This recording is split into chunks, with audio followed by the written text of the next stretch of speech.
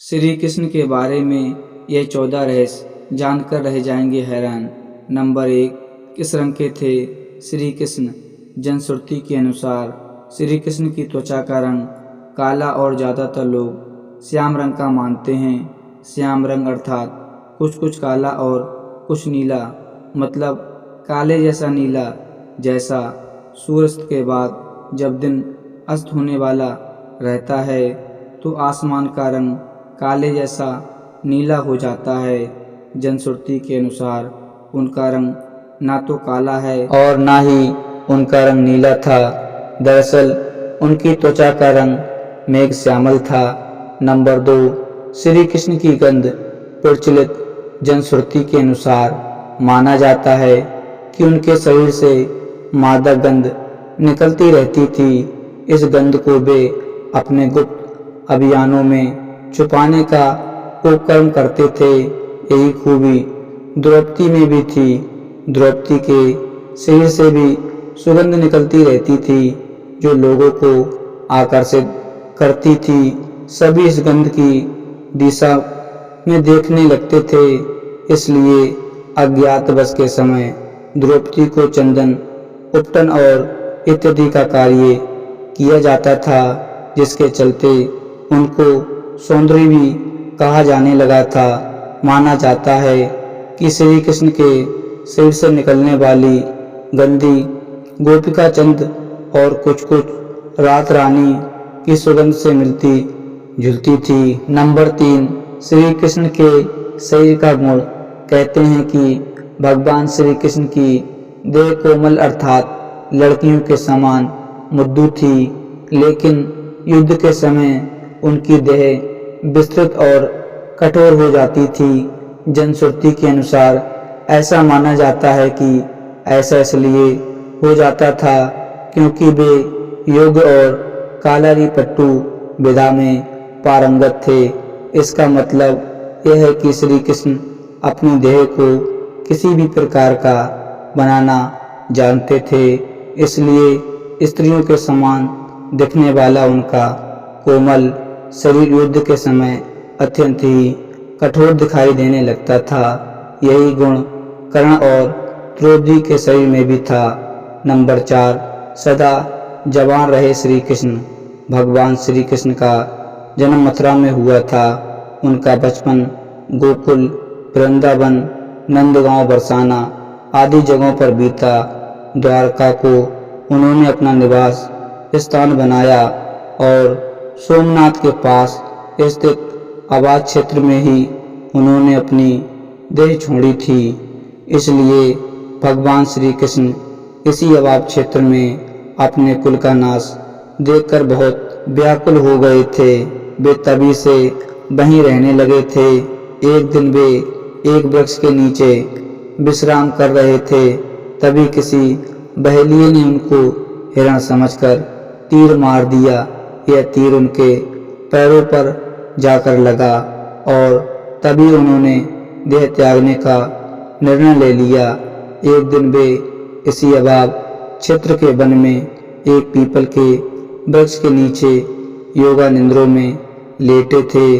तभी जरा नामक एक बहेलिये ने भूलवश उन्हें हिरण समझकर विषयुक्त बाण चला दिया, जो उनके पैरों के तलवे में जाकर लगा और भगवान श्री कृष्ण ने इसी बहाने को बनाकर अपना देह त्याग दी। नंबर 5, श्री कृष्ण की द्वारका।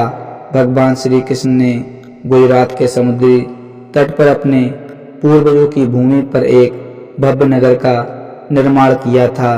कुछ विद्वान कहते हैं कि उन्होंने पहले से उजाड़ पड़ी कुशस्थली को फिर से निर्मित करवाया था। माना जाता है कि भगवान श्री कृष्ण अंतिम वर्षों को छोड़कर कभी भी द्वारका में 6 महीने से ज़्यादा नहीं रहे। नंबर 6, ईसा मसीह, श्री कृष्ण और बुद्ध का प्रभाव। हालांकि यह भी शोध का विषय है, फिर भी अब तक जितने भी लोगों ने इस पर शोध किया है उनका कहना यही है कि ईसा मसीह ने भारत का भ्रमण किया था और वे कश्मीर से लेकर जगन्नाथ मंदिर तक गए थे उन्होंने कश्मीर में एक बौद्ध मठ में रहकर ध्यान साधना की थी। यहीं पर उनकी समाधि भी है।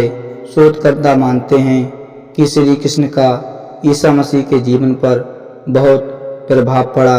उनके जन्म की कथा भी श्री कृष्ण के जन्म की कथा से कुछ मिलती जुलती है। नंबर 7, मार्शल आर्ट के जन्मदाता हैं श्री कृष्ण। भारतीय परंपरा और जनश्रुति के अनुसार भगवान श्री कृष्ण ने ही मार्शल आर्ट का आविष्कार किया था। दरअसल पहले इसे कालारीपट्टू कहा जाता था। इस विधा के माध्यम से ही उन्होंने चारूर और मुष्टिक जैसे मल्लों का वध किया था। तब उनकी उम्र 16 वर्ष की थी। मथुरा में दुष्ट रजक के सिर को हथेली के प्रभाव से काट दिया था। जनश्रुति के अनुसार श्री कृष्ण ने मार्शल आर्ट का विकास ब्रज क्षेत्र के वनों में किया था। नंबर 8, परशुराम जी ने दिया था सुदर्शन चक्र। श्री कृष्ण के पास यूं तो कई प्रकार के दिव्य शस्त्र थे, लेकिन सुदर्शन चक्र मिलने के बाद सभी और उनकी साख बढ़ गई थी। शिवाजी सावंत की किताब युंगाधर के अनुसार श्री कृष्ण को भगवान परशुराम ने सुदर्शन चक्र प्रदान किया था। नंबर 9, शिव और कृष्ण का जीवाणु युद्ध।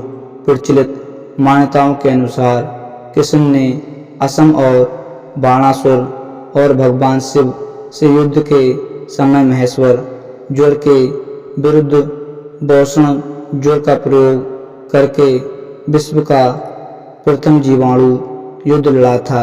हालांकि यह शोध का विषय हो सकता है। नंबर 10, युद्ध का कारण। कृष्ण से प्रद्युम्न का और प्रद्युम्न से अनिरुद्ध का जन्म हुआ। प्रद्युम्न के पुत्र तथा कृष्ण के पौत्र अनिरुद्ध की पत्नी के रूप में उषा की ख्याति है। अनिरुद्ध की पत्नी उषा सोनीतुर के राजा बाणासुर की कन्या थी। अनिरुद्ध और उषा आपस में प्रेम करते थे। उषा ने अनिरुद्ध का हरण कर लिया था। बाणासुर को अनिरुद्ध उषा का प्रेम पसंद नहीं था।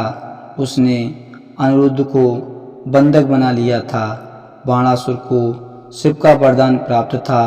भगवान शिव को उसके कारण का श्री कृष्ण से युद्ध करना पड़ा था। अंत में देवताओं के समझाने के बाद युद्ध रुका था। दोस्तों, इससे अगले के रहस्य हम अगले भाग में बताएंगे। तब तक अगर वीडियो अच्छी लगी हो तो वीडियो को लाइक कर दें। चैनल पर नए हैं तो चैनल को सब्सक्राइब कर दें। मिलते हैं एक नई वीडियो में। तब तक के लिए जय हिंद, धन्यवाद।